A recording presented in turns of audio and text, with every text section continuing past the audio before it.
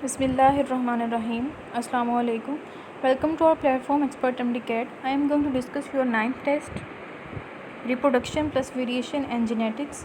First MCQ is sexual reproduction is important to avoid. Variation, chances of survival. Charlie option genetic monotony. Delta option A, B and C. तो sexual reproduction जो है वो variation and chances of survival को promote करता है. ठीक है. Charlie option का मतलब है कि same genes generation after generation offsprings में कांस्टेंट रहें. ठीक है. लेकिन सेक्शुअल रिप्रोडक्शन तो नेक्स्ट जनरेशन में वेरिएशन काज करती है बाय मियोसिस. ठीक है. तो ये इसको अवॉइड करती है कि जेनेटिक मोनोटोनी ना हो, सेम जीन्स ट्रांसफ़र ना हो, बल्कि उनमें वेरिएशंस आती रहें. ठीक है. तो Charlie option. Second MCQ is which of the following cell type is haploid. Primary spermatocyte, spermatogonium, Sertoli cells and secondary spermatocyte. Primary spermatocyte जो होते हैं वो डिप्लॉइड सेल्स होते हैं जो स्पर्मेटोगोनियम की डिफ्रेंसिएशन से बनते हैं. ठीक है. और स्पर्मेटोगोनियम जो है वो जर्मिनल एपिथेलियम की माइटोटिक डिवीजन से बनते हैं. ठीक है. और सर्टोली सेल्स जो हैं ये तो हैं ही सोमेटिक सेल्स. ठीक है. और ये स्पर्म्स की नरिशमेंट के लिए होते हैं. तो जब प्राइमरी स्पर्मेटोसाइट्स सेकेंडरी स्पर्मेटोसाइट्स में डिवाइड होते हैं तो ये मियोटिकली डिवाइड होते हैं और मियोसिस में डिप्लॉइड सेल जो है वो हैप्लॉइड सेल में चेंज हो जाता है. तो delta option. Third MCQ is spermatogenesis and oogenesis both involve both mitosis भी और मियोसिस भी. माइटोसिस इस तरह से कि जर्मिनल एपिथेलियम से स्पर्मेटोगोनिया जो सेवरल स्पर्मेटोगोनिया बनते हैं वो माइटोटिक डिवीजन से बनते हैं. ठीक है. फिर स्पर्मेटोगोनिया प्राइमरी स्पर्मेटोसाइट्स में चेंज हो जाते हैं और प्राइमरी स्पर्मेटोसाइट्स से सेकेंडरी स्पर्मेटोसाइट्स बनना ये मियोसिस बाय मियोसिस होता है.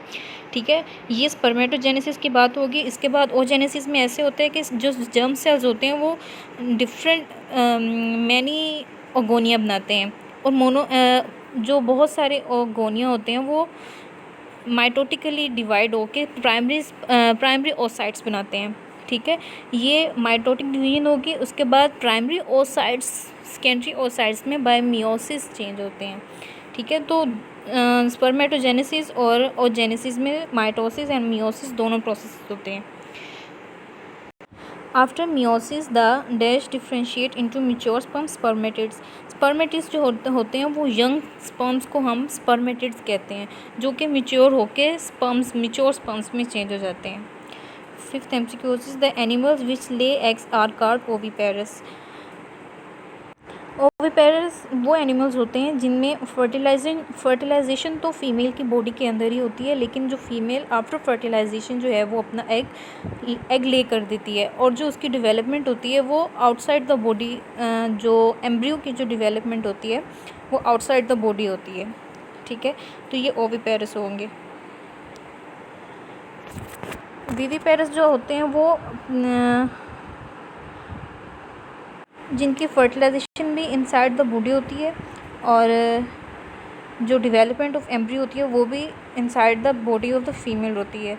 जबकि ओविपेरस जो होते हैं वो fertilisation inside the body of the female, but उनके जो एम्ब्रियो की डेवलपमेंट होती है वो after laying egg outside the body of female होती है. Sixth MCQ in terrestrial condition which type of fertilisation is more common. So internal fertilisation जो है वो टेरेस्ट्रियल कंडीशंस में होती है, जबकि इन वाटर जो है वो मोस्टली एक्सटर्नल फर्टिलाइजेशन होती है. स्पर्म्स जो हैं वो वाटर में मेल जो हैं वो अपने स्पर्म्स वाटर में रिलीज़ कर देते हैं और फीमेल अपने एग जो है वो वाटर में रिलीज़ कर देती है और उनके दरमियान फर्टिलाइजेशन हो जाती है. Seventh, in mammalian males the reproductive and excretory system share the same urethra. Mammalian males में ये होता है कि रिप्रोडक्टिव और एक्सक्रीटरी सिस्टम सेम होता है. Urethra by urethra sperms release भी होते हैं और यूरिन रिलीज़ भी होता है. Eighth MCQ is external male genitalia are scrotum and penis. Scrotum एक सेक्युलर स्ट्रक्चर होता है जिनमें टेस्टिस पाए जाते हैं. ठीक है. और पेनिस स्ट्रक्चर होता है जिसके थ्रू मेल्स स्पर्म्स जो हैं वो फीमेल बॉडी में ट्रांसफ़र होते हैं. 9th MCQ, 3 sets of glands secrete fluids which combine with sperms to form semen. तो प्रोस्टेट ग्लैंड, बल्बोरेथ्रल ग्लैंड और सेमिनल वेसिकल्स जो हैं वो अपने सिक्रीशंस स्पर्म्स में ऐड करते हैं और जो फ्लूइड बनता है उसको हम सीमन कहते हैं. 10th, fertilisation of human eggs mostly often takes place in the oviduct. Oviduct में जो है वो ओसाइट जो है वो ओविडक्ट में आ जाता है, ठीक है. फॉलिकल से ओविडक्ट में आ जाता, ओवरी से ओविडक्ट में आ जाता है एग. तो जो मेल स्पर्म होता है उसको ट्रैवल करना पड़ता है ओविडक्ट तक. ओविडक्ट मीन्स फैलोपियन ट्यूब तक. फैलोपियन ट्यूब तक जो है वो स्पर्म ट्रैवल करके जाते हैं और वहाँ पे एग और स्पर्म्स की फर्टिलाइजेशन होती है. In human female, only one ovum is usually discharged from the ovary at one time. It is called ovulation. तो ओवरी से ओवम का रिलीज़ होना, इस प्रोसेस को हम कहते हैं ovulation. 12th, the uterus open into dash through cervix. Uterus के बाद सर्विक्स होता है, ठीक है, और सर्विक्स के नीचे जो है वो विजाइना होता है. हम सर्विक्स को अक्सर नेक ऑफ द विजाइना भी कह देते हैं. 13, follicle cells after release of the egg are modified to form a special structure called corpus. जब ओवरी से एक एग रिलीज़ होकर ओविडक्ट में चला जाता है तो उसके बाद ओवरी में जो बाकी फॉलिकल सेल्स होते हैं वो एक स्पेशल स्ट्रक्चर कॉर्पस लुटियम में चेंज हो जाते हैं. कॉर्पस लुटियम जो है वो टेम्परेरी एंडोक्राइन हार्मोन के तौर पर एक्ट करता है और प्रोजेस्टेरॉन रिलीज़ करता है, ठीक है. तो इसका ये delta option.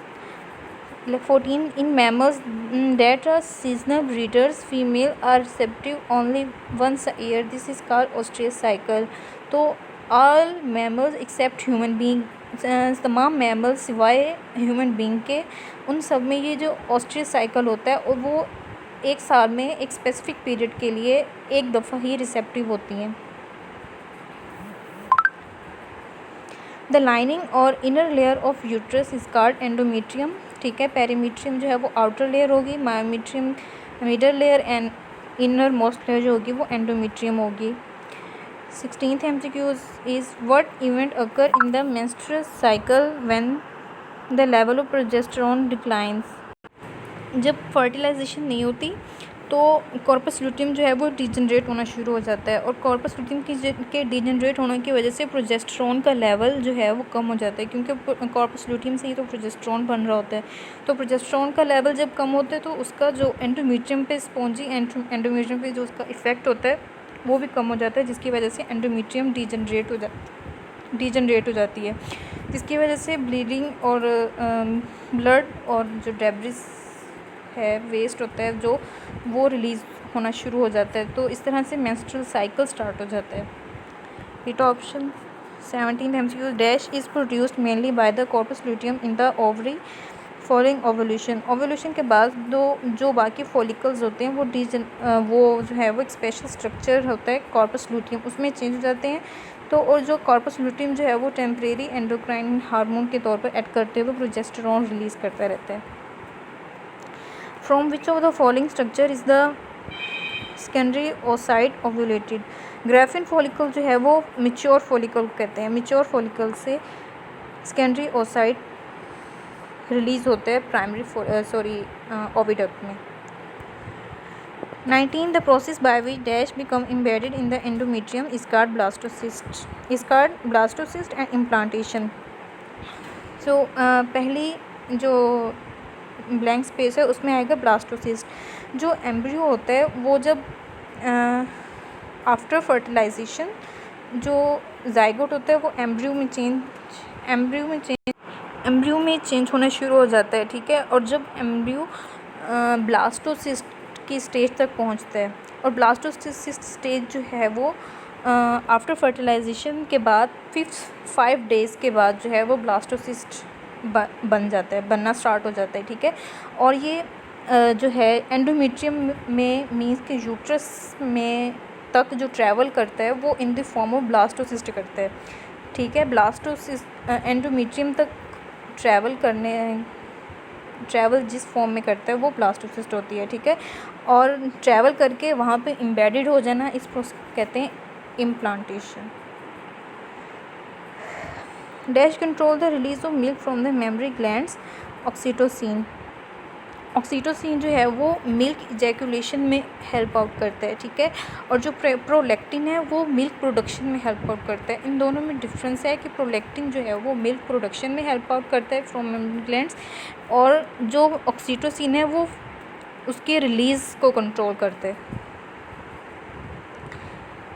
Ratio 9:7 in F2 generation represents epistasis.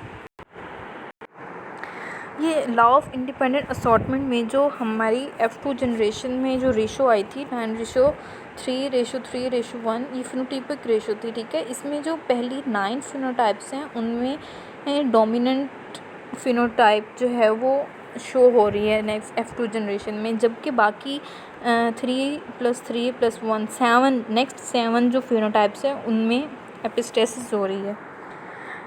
22 the period starting from the conception up to the birth of the baby is called gestation period.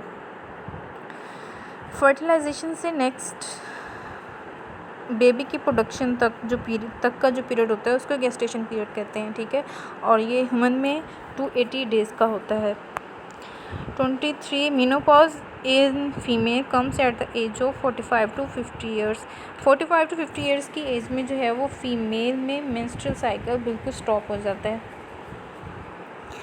This hormone from the hypothalamus stimulate release of FSH from the anterior pituitary. तो gonadotrophins hormones कौन से हैं? FSH and LH. Sexually transmitted disease STD caused by treponema pallidum is syphilis. ये एक स्पायरोशीट bacteria की वजह से होता है, ठीक है। 26 genital herpes is a type of STD caused by a virus. Genital herpes type 2 virus की वजह से जेनिटल हर्पीज डिजीज़ होती है और ये वायरल डिजीज़ है। If the egg is not fertilise dash occurs. जब एग फर्टिलाइज नहीं होता तो मेंस्ट्रुएशन स्टार्ट हो जाती है, और मेंस्ट्रुएशन इस तरह स्टार्ट होती है कि कार्पस ल्यूटियम जो है वो डिजनरेट हो जाता है, प्रोजेस्टेरॉन का लेवल कम हो जाता है, और उसका प्रोजेस्टेरॉन का एंडोमेट्रियम के ऊपर इफ़ेक्ट कम हो जाता है, जिसकी वजह से और एंडोमेट्रियम जो है वो डिजनरेट होकर ब्लड रिलीज़ कर देती है। If it is a tube that connects a developing embryo और foetus to the placenta. Umbilical cord जो है वो एक ट्यूब होती है जो कि प्लेसेंटा से फूड और ऑक्सीजन जो है वो एम्ब्रियो या फिर फीटस तक पहुंचाती है, और वहाँ से जो है वेस्ट को रिमूव करती है, ठीक है। इसमें एक वेन होती है जो ब्लड और ऑक्सीजन जो है वो from placenta to the baby carry करती है, और 2 आर्टरीज होती हैं जो बेबी से जो है वेस्ट रिमूव करके प्लेसेंटा में रिलीज़ करती है, ठीक है। Gonorrhoea is a bacterial disease. Neisseria bacteria ये ग्राम पॉजिटिव निजेरिया गोनोरिया की वजह से होता है। Homozygosity and heterozygosity of an individual is determined by test cross. Test cross एक ऐसा क्रॉस होता है जो इस बात को डिटरमाइन करने के लिए किया जाता है कि इधर इंडिविजुअल इज़ हेट्रोजाइगस और हेट्रोजाइगस। इसके लिए एक रिसेसिव जीनोटाइप ली जाती है, ठीक है, और उसका इंडिविजुअल के जीनोटाइप्स के साथ क्रॉस करवा। अगर उसके रिज़ल्ट में जो है 100% डोमिनेंट फिनोटाइप जो है वो शो हो, तो इसका मतलब है कि जो इंडिविजुअल है वो होमोजाइगोट है, ठीक है, उसमें होमोजाइगोसिटी पाई जाती है। और अगर 50% डोमिनेंट हो और 50% रिसेसिव हो तो इसका मतलब वो होगा कि वो हेट्रोजाइगोट है individual. 31 the tissue attaching the embryo to the wall of the uterus is placenta, ठीक है। प्लेसेंटा एक ऐसा स्ट्रक्चर होता है जिसमें फूड और ऑक्सीजन जो है वो पाई जाती है, और वो एम्बिलिकल कॉर्ड से फीटस तक ट्रांसफ़र की जाती है। This hormone would be at an increase level in a mother who is breast feeding, ठीक है। तो इसमें प्रोलैक्टिन आएगा। प्रोलैक्टिन एक ऐसा हार्मोन होता है जो मिल्क प्रोडक्शन में हेल्प आउट करता है।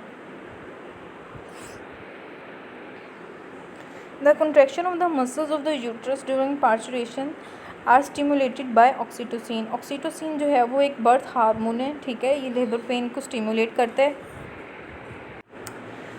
ड्यूरिंग बर्थ जो है वो ऑक्सीटोसिन का लेवल इंक्रीज़ हो जाता है, जिसकी वजह से यूट्रस के मसल्स जो हैं वो कंट्रैक्ट करते हैं और लेबर पेन स्टार्ट हो जाती है और बेबी की बर्थ हो जाती है। 34 smallest unit of the genetic material which producing a phenotypic effect on mutation is muton. ये मीटोन जो है वो एक सिंगल पेयर ऑफ न्यूक्लियोटाइड होता है, ठीक है, और ये जेनेटिक मटेरियल का स्मॉलेस्ट यूनिट है जो कि आफ्टर म्यूटेशन फिनोटाइप्स पे इफेक्ट करता है।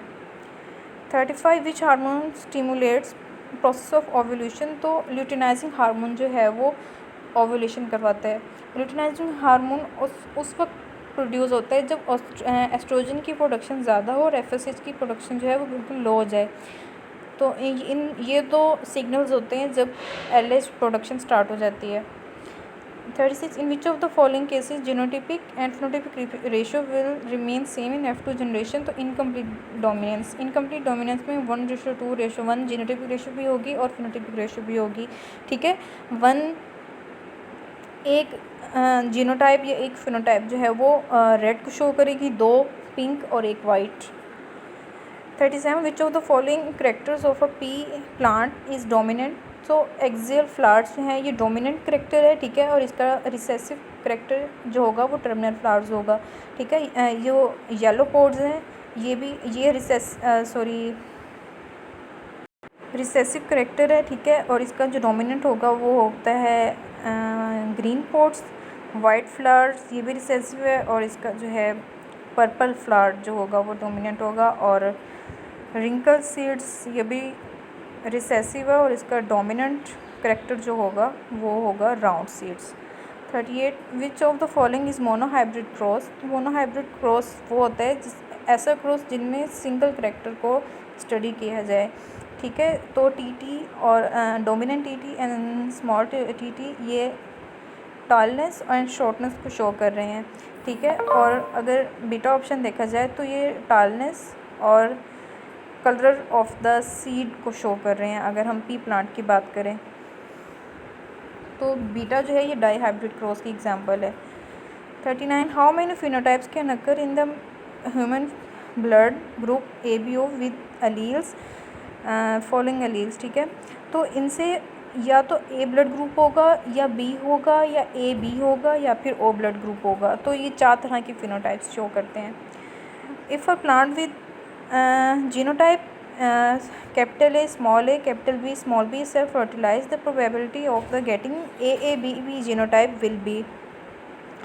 और ब्रैकेट्स में लिखा हुआ है कि A and B are not linked. अगर हम इसका पुनट स्क्वायर बनाएं तो सिर्फ सिंगल एक जीनोटाइप होगी जो AA और BB होगी, ठीक है। इसके लिए आपको पुनट स्क्वायर बनाना पड़ेगा। तो उसमें पहली ही जीनोटाइप जो होगी वो AAB capital A capital B capital B होगी, ठीक है। This was the discussion of your 9th test. Thank you. अल्लाह हाफिज़।